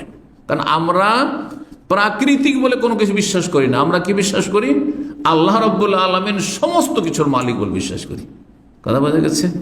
রোগ নিজে থেকে আমার শরীর থেকে আপনার শরীরে চলে যেতে পারে না যদি আল্লাহ না চান। তাহলে আপনার পাশে বসলাম, সেই জন্যই রোগ চলে আসলো অটোমেটিকলি, হ্যাঁ, বা ন্যাচারালি, প্রাকৃতিক, এটা বিশ্বাস করি না। যদি আল্লাহ চান বেইজনিল্লাহ, তাহলে এটা কিছু কিছু রোগের ক্ষেত্রে প্রযোজ্য। তাহলে এইভাবে ব্যাখ্যা করলে যে হাদিসের শেষ অংশ ছিল এখানে নেই সে কথাটি, কিন্তু গতকালকের কি, যে কুষ্ঠ রোগীকে দেখে তোমরা কি করো, ওইভাবে পালাও যেমন বাঘ দেখে পালাও। তো কেন পালাইতে বলেছেন? যদি সংক্রামক ব্যাধি না থাকে তো কুষ্ঠ রোগী দেখে পালাবো বা কেন? ওর সাথে বসে খাবো, ওকে খাওয়াবো, হ্যাঁ হ্যাঁ, ওর সাথে মেলামেশা করবো, চলাফেরা করবো। কেন পালাইতে বলেছেন নবী সাল্লাল্লাহু আলাইহি ওয়াসাল্লাম? বোঝা গেল যে কিছু কিছু রোগ আছে, খুবই খারাপ রোগ আর ছোঁয়াচে টাইপের, সেগুলি সংস্পর্শে গেলে হয়ে যেতে পারে, কিন্তু আল্লাহর ইচ্ছায় কথাটি লাগে। একজন মুসলিম আল্লাহর ইচ্ছায় বলবে, নাস্তিক বেদিন ও আল্লাহর ইচ্ছা বুঝে না, কারণ ও আল্লাহ পরকালে বিশ্বাসী নয়, গায়বে বিশ্বাসী নয়। জি, তো বলছেন যে সংক্রামক ব্যাধি বলে কিছু, ওয়ালা সাফার, আর সফর বলে কোনো কিছু নাই, ব্যাখ্যা হয়ে গেল। ওয়ালা হামা, আর পেঁচা অশুভ নয় বা অলৌকিক কুলক্ষণে কুলক্ষণ নয়, অলৌকিক কুলক্ষণ নয়, যে পেঁচা দেখলে বা পেঁচার ডাক শুনলে কোনো অলক্ষী আসবে, কুলক্ষী হবে, খারাপ লক্ষণ একটা দেখতে পাচ্ছি, এমন কিছু নাই। ফাকাল আরবি, তখন একজন বেদুইন, সে নিউ মুসলিম, বলছেন ইয়া রাসূল আল্লাহ, আল্লাহ রসুল, ফামা বালু এবলি, তাহলে আমার উটগুলির অবস্থা এমনটা কেন? তাকুনা ফির রামলে, মরুভূমিতে থাকে। রামল আসলে বালিকে বলা হয়, তো মরুভূমিতে বালি থাকে সাধারণত বেশি আরব দেশে, সেই জন্য তাকুনা ফির রামলে, মরুভূমিতে থাকে। কান্না জেবা, প্রথম দিকে আমার ওঁটগুলি থাকে একেবারে হরিণের পালের মতো। হরিণ যেমন দেখতে কত সুন্দর হয়ে থাকে, হ্যাঁ, বড়ই আকর্ষণীয় দৃশ্য, ঠিক ওই রকমই আমার ওঁটগুলি বড়ই সুন্দর হয়ে থাকে। কার মতো? হরিণের মতো, হরিণের পালের মতো। ফায়াতিল বাইর, আর তারপরে ফায়াতিল বাইরুল আজরাব, হঠাৎ করে অন্য কোনো জায়গা থেকে একটি পাচড়ায় আক্রান্ত একটি উট এসে গেল। ফায়াত খোলো বাইনা, আর আমার উটের পালে প্রবেশ করলো। ফাইউজরে বহার, তারপর সবগুলিকে এই পাচড়ার রোগে আক্রান্ত করে দিল। তার উটেরও তাহলে পাচড়া হয়, উটেরও এক ধরনের রোগ আছে। আজরাব, জারাব থেকে, জারাব মানে হচ্ছে চুলকানি, পাচড়ার মতো এক ধরনের রোগ, যেগুলো চর্মরোগে আক্রান্ত করে, এক কথায় সহজ ভাষা বললে বেশি ভালো। ফাইজুরে ভাহা, চর্মরোগে আক্রান্ত করে দেয়। তো তাহলে বোঝা গেল সাহাবীর বলার উদ্দেশ্য, এই বেদুইনের বলার উদ্দেশ্য হচ্ছে যে আমার উটগুলো তো সবগুলি ভালো ছিল, আর গোটা পালে কোনো এরকম কোনো রোগ ছিল না, কিন্তু বাইরে থেকে একটা চর্মরোগে আক্রান্ত উট এসে এখানে ঢোকার কারণে আমার উটগুলি এক এক করে কি হয়ে গেল, সব চর্মরোগে আক্রান্ত হয়ে গেল। তাহলে বোঝা যাচ্ছে যে আছে, সংক্রামক ব্যাধি আছে। কালা, তখন নবী সাল্লাল্লাহু আলাইহি ওয়াসাল্লাম ফামান আজার আদাল আউয়াল, তাহলে প্রথম যে উটটি, মানে অন্য পালের উটটি, প্রথম গোটা ধরেন সৌদি আরবে বিভিন্ন জায়গায় উট আছে, প্রথম যেই উটটি চর্মরোগে আক্রান্ত হয়েছে ওইটা কেমন করে হলো? এখন কেউ যদি বলে যে ধরেন এটা হচ্ছে ঠিক ওই রকম করোনার উদাহরণ দিই, করোনা সারা বিশ্বে ছড়েনি, এক দেশ থেকে এক দেশ, এক অঞ্চল থেকে আর এক অঞ্চলে এইভাবে এসছে, কিন্তু প্রথম কোথায় এসছে? চায়নায়। তো চায়নাতে প্রথম ব্যক্তিকে যখন করোনা হলো, বা করোনায় প্রথম ব্যক্তি যখন আক্রান্ত হলো, ও কোথা থেকে আসলো? এটা হচ্ছে আমাদের আকীদার বিষয়। ও কার ইচ্ছা এসছে? আল্লাহর ইচ্ছা এসেছে। তো এখানে কথা বলা উদ্দেশ্য নাই যে সংক্রামক ব্যাধি বলে কোনো কিছু নেই, এটা বলা উদ্দেশ্য নাই, কিন্তু এটা উদ্দেশ্য যে তুমি মনে করিও না যে এমনটা না হইলে এমনটা হইতো না।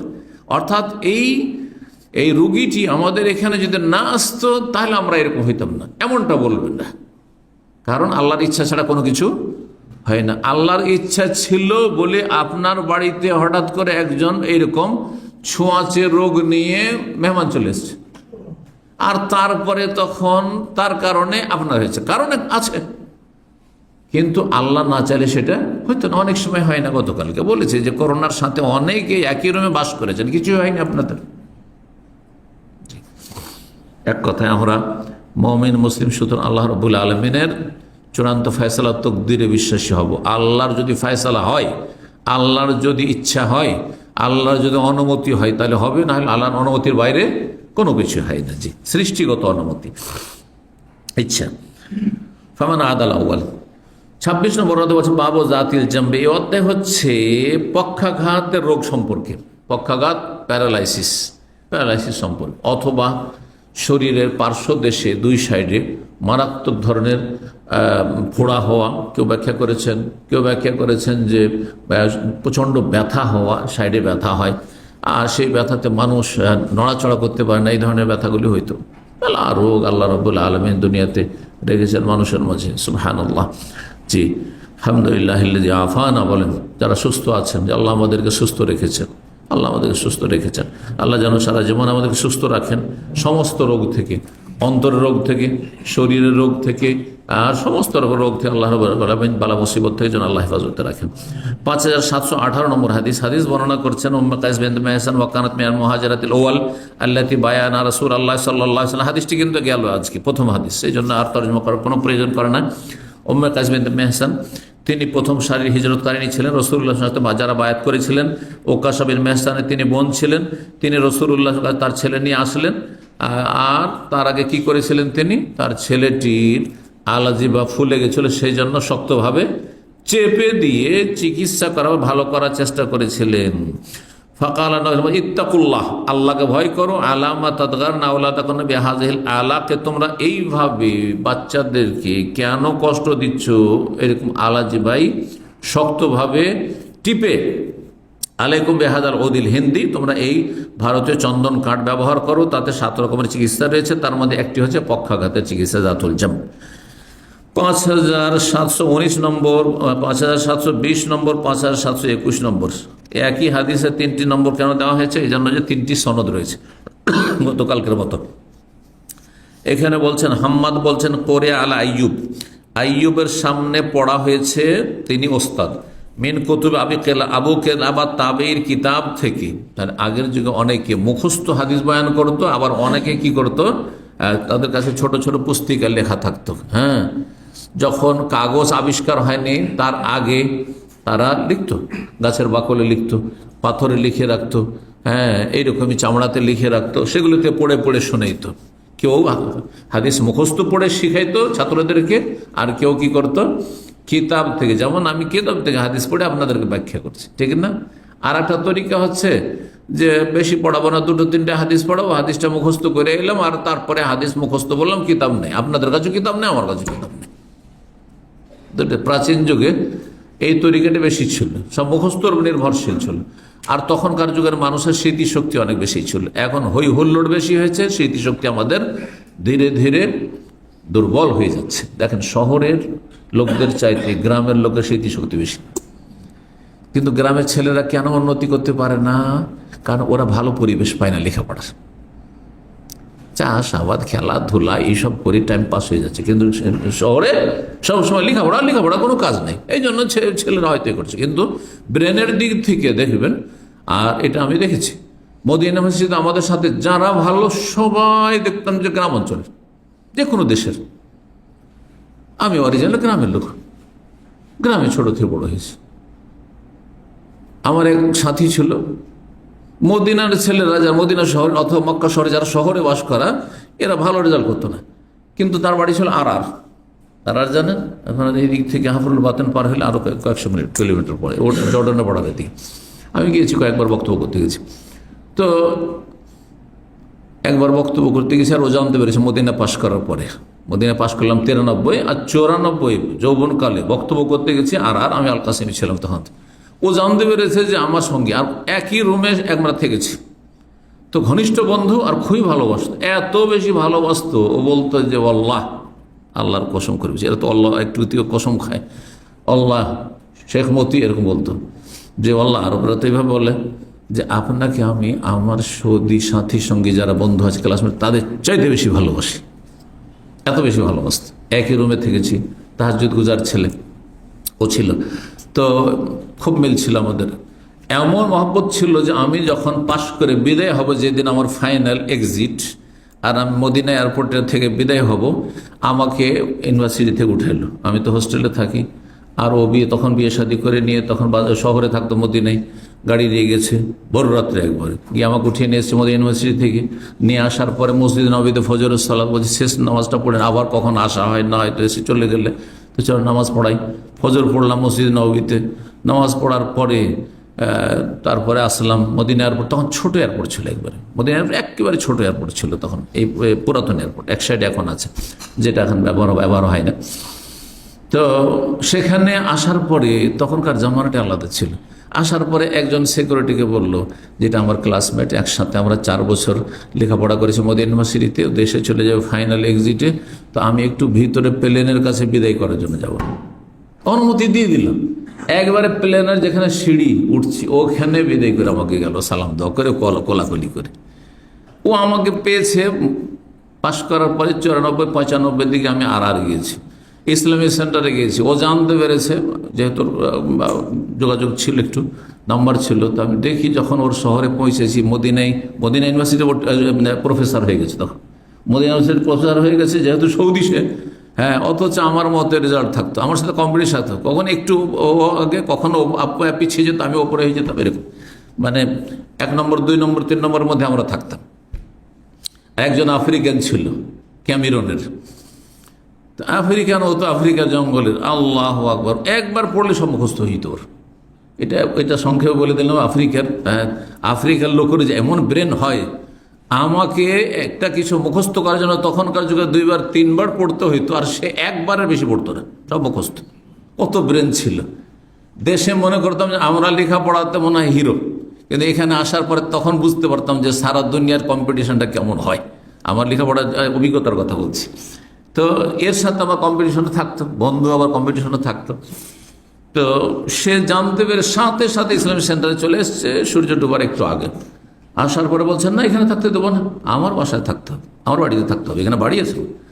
দিয়ে যে মদির ছিল, সে মদিরকে বলছে যে শেখ মতি আমার ঘনিষ্ঠ বন্ধু, আমার সাথে একসাথে লেখাপড়া করেছে, আপনার বক্তব্যের সময় কখন, ওই সময় দিয়ে যাব, আর আমি নিয়ে চলে যাব। হ্যাঁ, আমার বাড়িতে যে কদিন থাকবে আমার বাড়িতে থাকবে। গিয়ে দেখি ওদের বাড়িতে বকরির পাল, বকরি পুষছে তারা। তার মানে তারা গ্রামগঞ্জের লোক, চিন্তা করেনি। তখনও বকরি আছে, 94, 95 তো 1995 তাদের বাড়িতে বকরির পাল, মানে 100-র বেশি বকরি দেখলাম। বলছে এখনও বকরি পুষবো? বলছে আমরা তো বধু, নিজে বললো জানো মিনাল বধু, আমরা বধু সব। তো যাই হোক, বলছিলাম যে ব্রেন যারা গ্রামে গঞ্জে বাস করে তাদের বেশি, কিন্তু তার পরিবেশ পায় না বড় হওয়ার জন্য, উন্নতি করে। তারা যদি পরিবেশ পেয়ে যায় টাউন বাজারের ছেলেদের মতো লেখাপড়ার, তাহলে তাদের কাছে এই শহরের লোকেরা মোটেই টিকবে না শিক্ষা দীক্ষাতে। অধিকাংশ উচ্চশিক্ষিতদের দেখবেন যে এদের আসল হচ্ছে গ্রামের, এরা পল্লী গ্রামের ছেলে ছিল। তো যাই হোক, এইখানে হাদিস কার কথা বলছিলাম, যে আইয়ুব একজন মুহাদ্দিস, তার সামনে পড়া হলো মিন কুতুবে আবু কিলাবা, আবু কিলাবার কিতাব থেকে। তো আবু কিলাবা রাহিমাহুল্লাহ তাবেই, তার একটা লেখনী ছিল, সেখানে মিনহু মা হাদ্দাসা বিহি, কিছু তিনি এই হাদিসগুলি বর্ণনা করেছেন, অমিনহু মা করে আলী, কিছু হাদিস তার সামনে পড়ে শোনানো হয়েছে। ফাকানা হাজাল কিতাব, দুটো পদ্ধতি ছিল হাদিস পড়াবার, দুটো পদ্ধতি। একটা পদ্ধতি হচ্ছে আমি হাদিস পড়ছি ওস্তাদ, আর আমি আপনাদেরকে ব্যাখ্যা করে দিচ্ছি, এটা একটা তরিকা, যেমন আমি করছি। আর একটা তরিকা হচ্ছে আমি কিছু পড়ব না, আপনারাই পড়বেন শুধু। যার মসজিদে নবী দেখবেন অনেক সময় ওস্তাদ বসে আছেন আর ছাত্র পড়তে আছে। মদিনা ইউনিভার্সিটিতে আমরা এরকম করে হাদিস পড়েছি, ওস্তাদ পড়ে না, পড়ছি, আর তারপরে তখন যেখানে যেখানে একটু হয়তো মুশকিল মনে হলে সেখানে একটু ব্যাখ্যা করে দিন, আর পড়তে আছে, ছাত্র পড়তে আছে। তো ছাত্র পড়লো, আর তারপরে ওস্তাদ বলতে যে হ্যাঁ এই হাদিসগুলি সহি, এই হাদিসগুলি আমার রেফারেন্সে তোমরা বর্ণনা করতে পারো, যে অমুকের কাছ থেকে শিখেছি। তো বলছে কিছু নিজে বয়ান করেছেন ওস্তাদ, হ্যাঁ আইয়ুব, আর কিছু তার সামনে পড়া হয়েছে, মানে ছাত্র পড়েছে। ফাকানা হাদা ফিল কিতাব আনাস, সেই লিখনীতে আনাস রাদিয়াল্লাহু তাআলা আনহু থেকে এটি বর্ণিত ছিল। আন্না আবু তালহা আনাস বিন নাজর কাওয়ায়াহু, আবু তালহা আনসারি আর আনাস বিন নাজর, এই দুইজনে আনাস বিন মালিক রাদিয়াল্লাহু তাআলা আনহুকে, যে আবু তালহার স্ত্রীর সন্তান, উম্মে সুলাইমের সন্তানকে নিয়ে স্বামীর ঘরে এসেছিলেন সংসার করতে। তো এই আনাস বিন মালিক কি করেছিলেন, লোহা গরম করে দাগ দিয়ে চিকিৎসা করেছিলেন।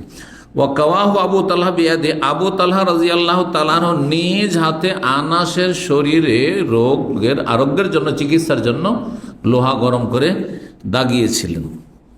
এটিও একটি চিকিৎসা, এর আগে আলোচনা এসেছে। তারপরে হাদিস আনাস বিন মালিক বলছেন, আযিনা রাসূলুল্লাহ সাল্লাল্লাহু আলাইহি আহলে বাইতি মিনাল আনসার, রাসূলুল্লাহ সাল্লাল্লাহু আলাইহি ওয়াসাল্লাম অনুমতি দিলেন আনসারীদের একটি পরিবারের জন্য, কি আইয়ারকু মিনাল হুমাতি ওয়াল ওজনে, যে তারা বিষের প্রতিক্রিয়া দূর করার জন্য, বা বিষ নামাবার জন্য, বিষাক্ত কোনো কিছুতে যদি দংশন করে, যেমন সাপ অথবা বিচ্ছু, এর জন্য রুকিয়া করার অনুমতি দিয়েছেন। তাহলে সাপ যদি দংশন করে, অথবা আরব দেশগুলিতে বিচ্ছু খুব বেশি থাকে, একসময় ছিল, আজকাল শহরে যেহেতু যত্ন নেওয়া হচ্ছে, সেই জন্য শহরে আপনার হয়তো বিচ্ছু দেখছেন না, হলে দেশগুলি, আরব দেশগুলি খুব বিচ্ছুর দেশ, বিচ্ছু বুঝেন তো? হ্যাঁ জি, প্রচণ্ড বিষ থাকে, যদি সাপের মতো নাই, হয়তো মানুষ মারা যায় না, কিন্তু খুব বেশি দংশন করলে মারাও যেতে পারে।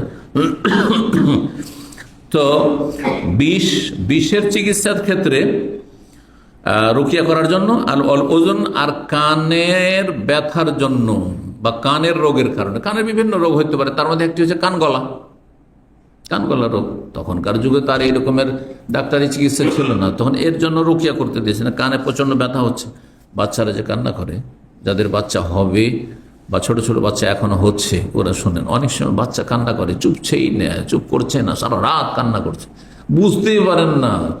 তখন আপনারা ভাবেন কি যে না, আমার বাচ্চাকে মনে হয় জিনে ধরেছে বা জিন শয়তানে ক্ষতি করছে। আসলে জিন শয়তানের ব্যাপার নেই, হয় কয়েকদিন বাথরুম হয়নি, পেটে ব্যথা করছে, আর না হইলে কি হয়েছে, ও সর্দি হয়েছে, ভিতরে সর্দি হয়েছে, তখন কান গলছে, এদিকে কানে ব্যথা করছে প্রচণ্ড, বলতে পারে না বাচ্চা, বুঝতে পারছেন না? এই ধরনের সমস্যাগুলি থাকে। তো এইগুলো রোগের ক্ষেত্রে রুকিয়া করতে। কারণ আনাস বলছে কুই তুমি জাতিল জাম্প, আমার জাতুল জাম্বের অসুখ ছিল, মানে হয়তো এই পাশে ব্যথা ছিল অথবা পাশে কোনো ফোড়া ছিল, এই ধরনের রোগ ছিল। সেই জন্য আমাকে কি করা লোহা দিয়ে দাগানো হয়েছিল। কখন? ও রাসূলুল্লাহ হাইয়ুন, যেই সময় রাসূলুল্লাহ সাল্লাল্লাহু আলাইহি ওয়াসাল্লাম জীবিত ছিলেন। ও শাহেদানি আবু তালহা, আর সেই সময় উপস্থিত ছিলেন আমার কাছে আবু তালহা, আনাস বিন নাজার, যায়েদ বিন সাবিত, আর আবু তালহা আমাকে লোহা গরম করে দাগিয়েছিলেন। 27 নম্বর অধ্যায় বলছেন বাবু হারকিল হাসির লিয়ুসাদ্দা বিহিদ্দাম।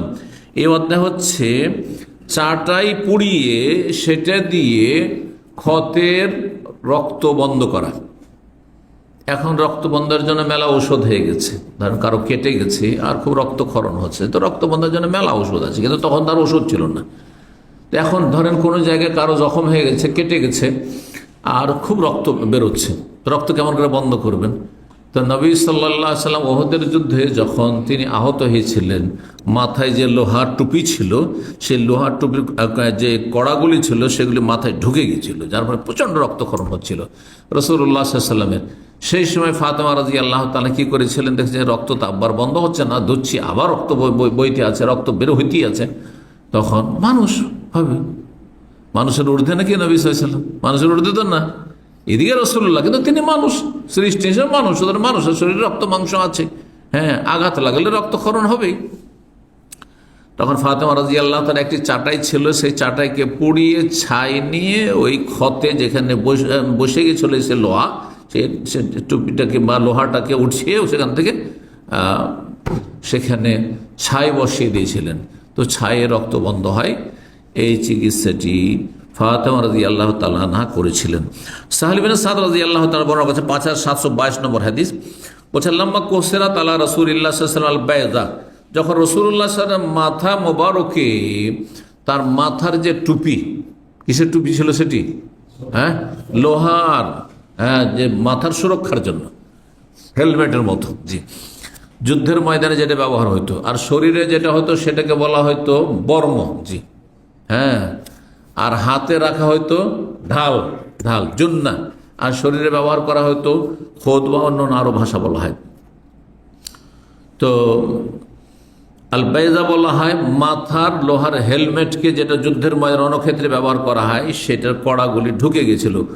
উদমিয়া ওয়াজহু, আর নবী সাল্লাল্লাহু আলাইহি ওয়াসাল্লামের মোবারক চেহারায় রক্ত ঝরতে ছিল। ও কোসিরাত রুবাইয়াতু, আর দাঁতে আঘাত লেগেছিল, সেই জন্য দাঁত ভেঙে গেছিল। কোন দাঁত ভেঙেছিল? রুবাইয়া, 4 নম্বর দাঁতটি। রুবাইয়া, এই সামনের দুটো দাঁত যে রয়েছে এটা হচ্ছে সোনাইয়া বলা হয়, হ্যাঁ, সানায়া উলিয়া ওপরেরটি, সানায়া সুফলা, আর এইটা আর এইটাই যেটা 4 নম্বর, হ্যাঁ, এগুলোকে রুবাইয়া উলিয়া আর রুবাইয়া সুফলা। তো নবী সাল্লাল্লাহু আলাইহি সাল্লামের ওই 4 নম্বর দাঁতটি, রুবাই দাঁতটি ভেঙে গেছিল। তো নবী সাল্লাল্লাহু আলাইহি সাল্লামের তাহলে 2 জায়গায় আঘাত লেগেছিল, এক দাঁতে আঘাত লেগেছিল, দাঁত ভেঙেছিল, আর কি হয়েছিল, মাথায় প্রচণ্ড আঘাত পেয়েছিলেন, সেখান থেকে রক্তক্ষরণ হচ্ছিল। সাল্লাল্লাহু আলাইহি ওয়াসাল্লাম। ওখান আলিউন ইয়াখতালিফুল মাই ফিল মিজান্নে, আলী রাদিয়াল্লাহু তাআলা পানি বারবার করে নিয়ে আসছেন। ইয়াখতালিফুল মাই মানে একবার পানি নিয়ে আসছেন, ধুইছেন, আবার রক্ত বেরিয়ে আসছে, আবার পানি নিয়ে আসছেন, বারবার করে পানি নেওয়ার জন্য যাতায়াত করছেন। কিসে করে পানি নিয়ে আসছিলেন? ফিল মেজান্নে, ঢালে করে, বালতি নেই, কারণ যুদ্ধের ময়দানে ডোল বালতি নেই, সুতরাং কিসে নিয়ে আসছিলেন? ওই যে ঢাল আছে, সেই ঢালে করে পানি নিয়ে আসছিলেন। ও জাত ফাতেমা, তো ফাতেমা রাদিয়াল্লাহু তাআলা আসলেন, তাগসিলু আন ওয়াজহিদ দাম, নবী সাল্লাল্লাহু আলাইহি ওয়াসাল্লাম মুবারক চেহারা থেকে রক্তগুলিকে ধুয়ে ফেললেন। ফালাম্মার রাত ফাতেমা, তো যখন ফাতেমা রাদিয়াল্লাহু তাআলা আনহা দেখলেন রক্তকে ইয়াজিদু আলাল মা, পানির ওপর আরো বেশি বৃদ্ধি পাচ্ছে, বের হইতেই আছে, বন্ধ হচ্ছে না, কাসরাতান আরো বেশি অধিক পরিমাণে বের হইতে আছে রক্ত। আমাদাতে হাসিরিন, তখন একটি চাটাই নিলেন, আহরা কাতা, সেটিকে পুড়িয়ে নিলেন, ও আলসা কাতাল আজুর হে রাসূলুল্লাহ, তারপরে রাসূলুল্লাহ সাল্লাল্লাহু আলাইহি ওয়াসাল্লামের ক্ষতের জায়গায় সেটাকে বসিয়ে দিলেন। হ্যাঁ, বসিয়ে দিলেন। ফারাকা দাম, তখন রক্ত বন্ধ হয়ে গেল, রক্ত বন্ধ হয়ে গেল। জি, 28 নম্বর অধ্যায় বলছে বাবুল হুম্মা মিন ফাইহি জাহান। এই অধ্যায় হচ্ছে জ্বর হচ্ছে জাহান্নামের উত্তাপ। জাহান্নামের তাপ হচ্ছে কি? জ্বর। জাহান্নামের তাপ মানে জাহান্নাম থেকে তাহলে জ্বরটা এসছে। কেউ কেউ এই ব্যাখ্যা করেছেন, জাহিরি বাহ্যিক ব্যাখ্যা, যে নবী সাল্লাল্লাহু আলাইহি ওয়াসাল্লাম বলেছে জাহান্নামের তাপের একটা অংশ হচ্ছে কি জ্বর, তো সেটা এসছে। এখন গায়েব আমরা জানি না কেমন ভাবে এসছে, কিন্তু অধিকাংশ ওলামারা বলছেন না, আসলে এটাই উদ্দেশ্য না। জাহান্নামের আগুনের তাপ সবচেয়ে বেশি, ঠিক না? সবচেয়ে বেশি, দুনিয়ার আগুনের চাইতে কত গুণ বেশি? হ্যাঁ, 70 ভাগের 1 ভাগ এটি, তার আরো 69। হ্যাঁ, আরো 69 গুণ। 69 মানে 70-এর একটা ভাগ, শুধু 70 ভাগ করে জাহান্নামের আগুনকে একটা ভাগে যতটা কমে চলে আসে, ওই ভাগটুকু দুনিয়ার আগুনে রয়েছে। দুনিয়ার সমস্ত আগুন মিলিয়ে, এই সামান্য একটু আপনার বাড়ির আগুন না, বড় সমস্ত আগুন দুনিয়ার যদি হয় এক জায়গায়, যেমন জাহান্নাম আগুন আর আগুন, বিশাল এরিয়া নিয়ে, অঞ্চল নিয়ে আগুন জ্বলছে, তাহলে কত তাপ বাড়বে? সেটাও জাহান্নামের 70 ভাগের 1 ভাগ পরিমাণ। তাতেই আপনি আগুনের ধারে কাছে যেতে পারছেন না। সামান্য একটু আগুন ছিল, প্রদীপের আগুন, সেখানে একটু, অথবা গরম ছিল, গরম পানি ছিল, সেখানে একটু ছ্যাঁক লেগেছে, একটু ঠেকে গেছে, গরম পাত্র ছিল তাতে ঠেকেছে, আর আপনার পুড়ে সব চামড়া উঠে গেছে। কি অবস্থা হয়ে যাচ্ছে! আল্লাহু আকবার, আল্লাহুম্মা আজিরনা মিনান নার। 3 বার যদি বলেন অন্তর থেকে, খালেস অন্তর থেকে, আল্লাহুম্মা আজিরনা মিনান নার, আল্লাহ জাহান্নাম থেকে রক্ষা করো, আল্লাহ জাহান্নাম থেকে রক্ষা করো, আল্লাহ জাহান্নাম থেকে রক্ষা করো, তো জাহান্নাম বলবে আল্লাহকে যে আল্লাহ এই দোয়া করছে, বারবার করে দোয়া করছে, আল্লাহ একে জাহান্নামে দিও না। আল্লাহু আকবার। জাহান্নাম আপনার পক্ষ, আমার পক্ষ থেকে বলবে, আল্লাহ ইখলাসের সাথে তার কাছে দোয়া করার জন্য তৌফিক দান করেন। তো জাহান্নামের তাপের অন্তর্ভুক্ত হচ্ছে এই জ্বর, অর্থাৎ জ্বর এমনি স্বাভাবিক মানুষের শরীরে তাপ আছে, আছে না নেই? এটা হচ্ছে স্বাভাবিক তাপ, কিন্তু জ্বর হচ্ছে অতিরিক্ত তাপ। হ্যাঁ, ঠিক ওই রকমই যেমন এমনি আগুনের তাপ হয়, ওটা তো আছেই দুনিয়ার আগুনের, কিন্তু জাহান্নামের আগুনের তাপ হচ্ছে প্রচণ্ড তাপ, প্রচণ্ড তাপ। তো ঠিক ওই রকমই জাহান্নামের আগুনের মতোই তাপ হচ্ছে কিসের? শরীরের জ্বরের তাপ। মিন জিনসে ফাইহি জাহান্নাম, এইভাবে ভাষ্যকারগণ ব্যাখ্যা করেছেন। আল হুম্মা মিন ফাইহি জাহান্নাম মানে মিন জিনসে ফাইহি জাহান্নাম, জাহান্নামের উত্তাপ যেমন হয় সেই ধরনেরই এক ধরনের তাপ, অস্বাভাবিক তাপ। সুতরাং আগুনকে নিমাতে হলে কি লাগে? পানি লাগে। সেই জন্য জ্বরে যে মানুষ ভুগছে তাকে কি করো? গোসল করিয়ে দাও। কি করিয়ে দাও? গোসল করিয়ে দাও। বিশেষ করে আরব দেশ, আমাদের দেশে, আমাদের দেশের আবহাওয়া আরব দেশ থেকে খানিকটা ভিন্ন, যার ফলে অনেক সময় হয় কি, পানি ব্যবহার করলে ক্ষতি হতে পারে, কিন্তু আরব দেশে কোনো সময় পানি ব্যবহার করলে ক্ষতি নেই, গোসল করলে ক্ষতি নেই। এটা আপনারা বুঝছেন না, নাহলে এরপর বুঝিয়েন যদি না জানা থাকে। সৌদি আরবে ভোরে গোসল করেন, দুপুরে করেন, বিকালে করেন, রাত্রে করেন, সকালে করেন, 24 ঘন্টা গোসল করেন, কখনো সর্দি কাশি লাগবে না, বুঝছেন না? এমনকি বাচ্চাদেরকে, আমাদের বাচ্চারা যেহেতু এখানে অধিকাংশ বাচ্চারা আমার জন্ম নিয়েছে, সুতরাং আমরা এগুলো ভালো করে জানি। এইখানে ছোট বাচ্চাকে রাত্রে গোসল করায় মায়েরা, সন্ধ্যাবেলা গোসল করাচ্ছে, হ্যাঁ, কোনো কিছুই হয় না।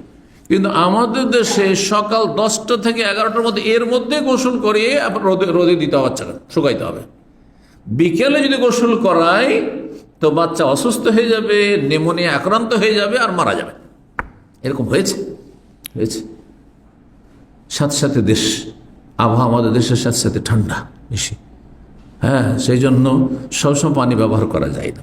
এই জন্য এই হাদিসটি আমাদের সাথে আলেমারা অনেকে ঠিকভাবে বুঝতো না একসময়, যে জ্বর হলে একসময় জ্বরের জন্য গ্রামে গঞ্জে লোকেরা কোনো ওষুধ খেত না। কি করতো জানেন? জানা আছে কিছু? এখানে মুরব্বী নাই, কেউ তো জানবে কি? একটা মুরব্বী আছে, ঘুমাচ্ছে, হ্যাঁ, মাথায় পানি দিত, ওটাতে হালকা শুধু মাথায় পানি দাও, ওটা গরমটাকে একটু ঠান্ডা করার জন্য। কিন্তু গোসল করাইতো? গোসল করাইতো না। কি করতো? ভাত বন্ধ করে দিত, ভাত খাওয়া চলবে না, ভাত বন্ধ করে দিত। তো কি খেতে দিবে? হ্যাঁ হ্যাঁ, রুটি। আরে রুটিও দিত না। শোনেন কেসা, আমার জীবনে একবার 1 মাস আমি অসুস্থ থেকেছি। বয়স যখন 10 থেকে 11 বছর, নানার বাড়িতে থাকতাম। নানি বেঁচে ছিলেন রাহিমাহুল্লাহ, আর আমার আম্মা তো তখন ছিল না সেই সময়টা, আর আমি অসুস্থ হয়ে গেলাম। নানি জবরদস্তি আমার ভাত বন্ধ করে দিল, আর ভাত ছাড়া থাকা মুশকিল আমার। ভাত বন্ধ করলে, ভাত বন্ধ থাকতে থাকতে 15 দিন চললো এরকম ভাত বন্ধ। সবাই ভাত খাচ্ছে, আমাকে ভাত খেতে দেয়নি। কি দেয়? শুধু চাল ভাজা। চাল ভাজা বুঝেন? এই মুড়ি নয়, মুড়ি তো চিবাইতে তো আরাম। হ্যাঁ, চাল ভাজা। আমাদের অঞ্চল বলে কাঠখোলার মুড়ি, মানে শুধু খোলাতে ওইটাকে এমনি ভেজে দিয়ে দিয়েছে, কিচ্ছু নেই ওতে, বালি টালি দিয়ে ভাজে নেই। এই চাল ভাজা, কত আর চাল ভাজা খাবো? সকালেও চাল ভাজা, দুপুরেও চাল ভাজা, রাত্রেও চাল ভাজা, আর ওতে একটু লবণ মরিচ দিয়ে দিচ্ছে, সব ভালো হয়ে যাবে, সব ভালো হয়ে যাবে। 15 দিন তো সবর করলাম, তারপরে সবার ভাত খাওয়া দেখে আর বরদাস্ত হইল না। হাসির ঘটনা আপনাদের বলছি আমি। তারপরে আমি বললাম ভাত খাবো, জেদ ধরলাম, আমি ভাত খাবো না। না, ভাত খেলে অসুখ বেড়ে যাবে, তো মরে যাবি, এ হবি সব। না, আমি শুনবো না, ভাত খাবো। জবরদস্তি থালা নিয়ে ভাত খেয়ে ফেললাম। ভাত খেলাম, তারপরে ঘুষঘুষে জ্বর ধরে আছে। 15 দিন তার ওইরকম জ্বর থাকে না, প্রথম দিয়ে 2-4 দিন জ্বর ছিল, তারপরে শুধু ঘুষঘুষে জ্বর, তারপরও খেতে দেবে না। আমি ভাত খেলাম, কারণ মানুষ না খেলে তো দুর্বল হয়ে যাবে, তো দুর্বল হয়ে যায় ধীরে ধীরে ধীরে। এই ভাত খেলাম, 2-3 দিন ভাত খাওয়ার পরে জ্বর কোথায় যে পালালো, খুঁজেই পাওয়া যায় না জ্বরকে আর। বলছেন 20 দিনের মধ্যে মোটামুটি আমি ভালো হয়ে গেলাম। হ্যাঁ, ভালো হয়ে গেল। এখনকার মতো বুদ্ধি তাহলে তো বলতাম যে নানি দেখলে যে ভাত খেলাম, রোগ ভালো হয়ে গেল। হ্যাঁ, ভাত খেলাম, ভালো হয়ে গেল। ওই ভাত খেতে দিতেন না, ভাত খাওয়া চলবে না, গোসল করতে, 15 দিন গোসলই করতে দেয়নি, গোসল করা চলবে না, এগুলো করেছে। অথচ আমার বাচ্চারা 3 মাস, 4 মাস, 6 মাসের বাচ্চা জ্বর হয়েছে দাম্মামে, আমি নিয়ে যেতাম। তখন ওই সরকারি ক্লিনিক ছিল, সরকারি ক্লিনিক হলো যেগুলো হেলথ সেন্টার, আপনার আদামতে ছিল, তখন আমাদের ফাইল খোলা ছিল সব বাচ্চাদের সবার। তো এই আদামতে নিয়ে যেতাম। কতকে নার্সেরা, প্রথম আরব নার্স হোক অথবা ইন্ডিয়ান বা বিভিন্ন দেশের নার্স ছিল, বা ডাক্তার বলতো যে কি করো, বরফ পানি, শুধু নাই বরফ, একবারে বরফ, বরফ দেওয়া পানি, দেখছি বরফ, বা বরফ নিয়ে কাপড়ে পেঁচিয়ে, হ্যাঁ, তারপরে বরফওয়ালা পানি দিয়ে পাগুলিকে ভালো করে ধুয়ে দিল, পায়ে বরফ লাগিয়ে রেখেছে, মাথায় বরফ লাগিয়ে রেখেছে, হাতে বরফ লাগিয়ে রেখেছে। বলছে যে এই যে জ্বরটা বেড়ে গেছে না, এক্ষুনি জ্বর, হ্যাঁ, ছোট বাচ্চাকে এত ওষুধ খাওয়ানো যাবে না, এক্ষুনি জ্বর অর্ধেক কমে যাবে। সত্যি 10-15 মিনিট মধ্যে অর্ধেক জ্বর কমে গেল। আর তারপরে বলে বাসায় নিয়ে গিয়ে খুব বেশি করে গোসল করাবেন, গোসল করাবেন। আরব দেশে গোসল করে কোনো ক্ষতি হয় না, ছোটদের ক্ষতি হয় না, বড়দের। এখানে 5 বার গোসল করে কিচ্ছু হবে না। আর বাংলাদেশে গোসল করে দেখেন আপনি, হ্যাঁ, 2-3 বার খালি গোসল করে দেখেন, খুব খুব কাশি শুরু হয়ে যাবে। কথা বুঝতে পেরেছেন? জি।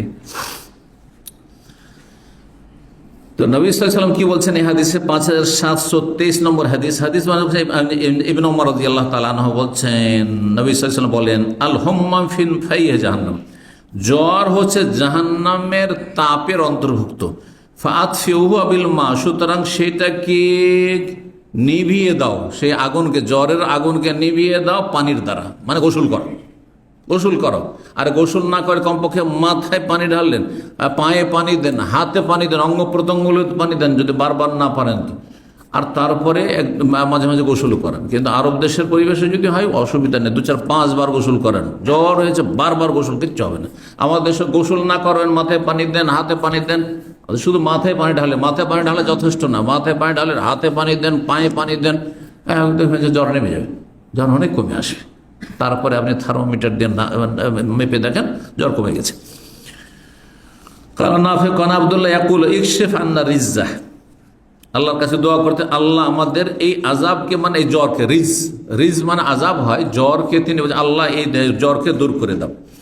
5724 নম্বর হাদিস বর্ণনা করেছেন ফাতিমা বিনতুল মুনজির বলছেন যে আন্না আসমা বিনত আবি বকর রাদিয়াল্লাহু তাআলা আনহুমা কানাত ইযা উতিয়াত বিল মারআতি। আবু বকর সিদ্দিক রাদিয়াল্লাহু তাআলা বড় মেয়ে আসমা ছিলেন। তিনি কি করতেন, তার কাছে যখন কোনো মহিলাকে নিয়ে আসা হইতো, এমন মহিলা কাদ হুম্মাদ, সে জ্বরে আক্রান্ত, কোনো মহিলা যদি জ্বরে আক্রান্ত হইতো তাহলে তার কাছে নিয়ে আসলে কি করতেন, তাদউল্লাহা, প্রথম তার জন্য দোয়া করতেন। দোয়া একটি বড় অস্ত্র চিকিৎসা।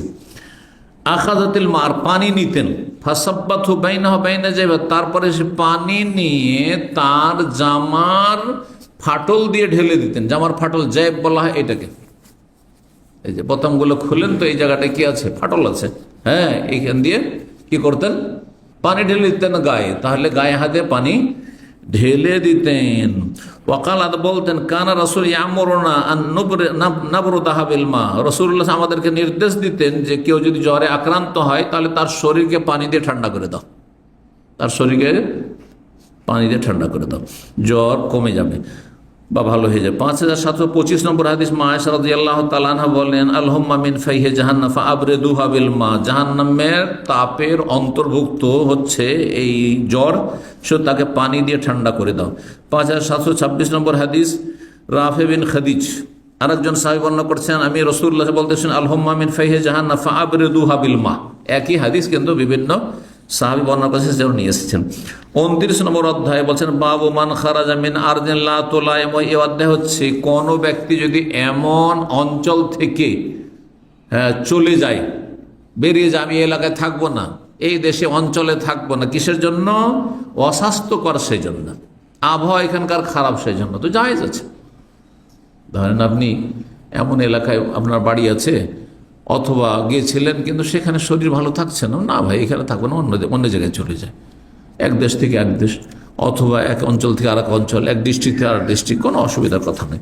5727 নম্বর হাদিস বর্ণনা করছেন আনাস মালিক রাদিয়াল্লাহু তাআলা, হাদিস কিন্তু এর আগে গিয়েছে ঘটনা। ওকাল ওরাইনা বংশের কয়েকজন লোক ওরা এসেছিল মদিনা, আর মদিনার আবহাওয়া তখন খুব খারাপ ছিল। এখন তো আল্লাহ রাব্বুল আলামিনের কত বড় নিয়ামত এবং নবী সাল্লাল্লাহু আলাইহি ওয়াসাল্লামের দোয়া যে মদিনা সবচাইতে ভালো শহর, আবহাওয়ার দিক থেকে সবচাইতে ভালো শহর, কিন্তু তখন সবচেয়ে খারাপ ছিল, মক্কার চাইতে খারাপ ছিল, তায়েফের চাইতে খারাপ ছিল সেখানকার আবহাওয়া, মানুষ আসলে অসুস্থ হয়ে যেত। আনাস মালিক হাদিস বর্ণনা করেছেন তার ছাত্রদের, আন্না নাসান আও রিজালান, কয়েকজন মানুষ ওকাল বংশের আর ওরাইনা বংশের, দুটো আরবদের গোত্র বা বংশ ছিল, তারা কাদেমু আলা রাসূলিল্লাহ, রাসূলের কাছে আসলো, ওয়া তাকাল্লামু বিল ইসলাম, আর তারা ইসলামের কালেমা পড়ে নিল, ইসলাম কবুল করলো, নিউ মুসলিম। ফাকালু ইয়া নবী আল্লাহ, আর তারপরে তারা বলে হে আল্লাহর নবী, ইন্না কুন্না আহলা দারইন, আমরা হচ্ছি উট পালনকারী সম্প্রদায়, মানে আমরা আসলে উটের পালে বসবাস করি, এটা হচ্ছে আমাদের পেশা। ওয়ালাম নাকুন আহলা রিফিন, আমরা শহরের মানুষ না, আমরা বেদুইন, উটের পালেই থাকি আমরা। ওয়াস্তাখামুল মদিনা, তারা মদিনার আবহাওয়া প্রতিকূল পেল, মদিনার আবহাওয়া তাদের শরীরের অনুকূলে হইল না, বরং অস্বাস্থ্যকর হয়ে গেল তাদের জন্য। ফামার আলম রাসূলুল্লাহ সাল্লাল্লাহু আলাইহি ওয়াসাল্লাম বিজাউদ্দিন ওয়া বিরাইন, রাসূলুল্লাহ তাদের ক্ষেত্রে নির্দেশ দিলেন যে চলে যাক তারা কোথায়, উটের পালে, এবং সেখানে রাখালও রয়েছে।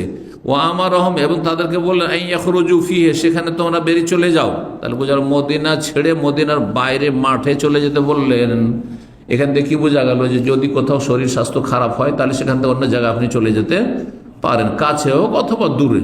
দামামের শরীর ভালো থাকছে না, আমি আলহাসায় থাকবো, রিয়াজে থাকবো, জায়েজ আছে, কোনো অসুবিধা নেই। জি,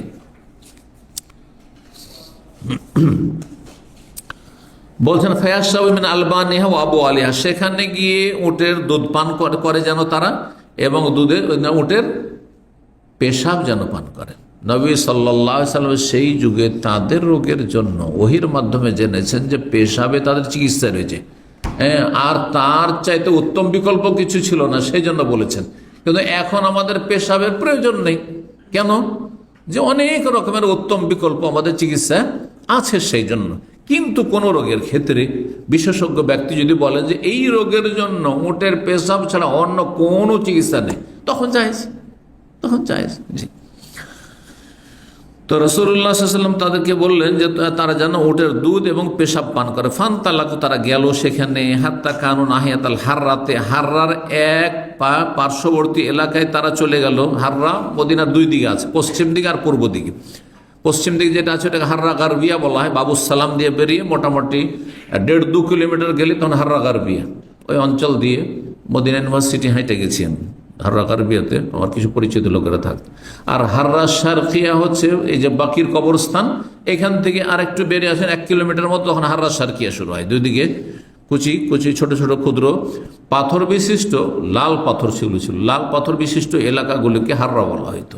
এই হাররা শারকিয়াতে আমাদের একজন বাংলাভাষী সৌদি নাগরিক ছিলেন, শেখ, মদিনা ইউনিভার্সিটির শিক্ষক ছিলেন। আর তখনকার যুগ অখণ্ড বাংলায়, সেটা 47-এর কাছাকাছি, ওই সময়গুলোতে অনেক আগে তারা এসেছিলেন তো ছাত্র হয়ে। তো তিনজন এসেছেন, তিনজনই সৌদি নাগরিকত্ব নিয়ে এনেছেন আর তাদের বংশধর এখানে আছে। দুইজনে মক্কায় আছেন, দুইজনের ছেলেমেয়েরা মক্কায় আছে, আর একজনের ছেলেমেয়েরা এখানে মদিনায় আছে। তো যিনি মদিনায় ছিলেন তিনি হাররা শারকিয়ায় থাকতেন, শেখ মোহাম্মদ নসরুল্লাহ রাহিমাহুল্লাহ তাআলা। তিনি অত্যন্ত আমাকে ভালোবাসতেন। ওনার বাড়িতে প্রতি সপ্তাহে একবার করে যেতাম, আর কখনো দুপুরে খেয়ে আসতাম, কখনো গিয়ে রাত্রে খেয়ে আসতাম, কখনো সকালে নাস্তা করতাম, চলে যেতাম, ডাকতেন উনি, যেতাম। তো ওই হাররা শারকিয়ার কথা বলছেন। তো ওই দিকে কোনো এক জায়গায় তাদেরকে কি বলা হলো যে উটের পালে গিয়ে থাকো আর উটের পেশাব আর উটের দুধ পান করো।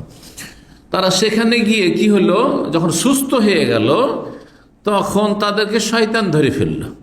কাফারু বাদা ইসলাম, তাদের ইসলাম কবুলের পরে তারা কাফের হয়ে মুরতাদ হয়ে গেল। ওয়াকাতালু রাইয়া রাসূলুল্লাহ সাল্লামের যে উটের রাখাল ছিল, সাদাকার উটগুলি ছিল, বাইতুল মালের উট, সেই রাখালকে তারা খুন করে দিল। ওয়াস্তাকুজাউদার উট যে ছিল, উটের পাল, সেগুলিকে নিয়ে তারা চুরি করে পালাতে শুরু করলো। মরুভূমির দিকে পালাতে শুরু করলো। ফাবালাগান নবী সাল্লাল্লাহু আলাইহি ওয়াসাল্লামের কাছে এই সংবাদ যখন পৌঁছিল যে এইরকম কাজ করেছে,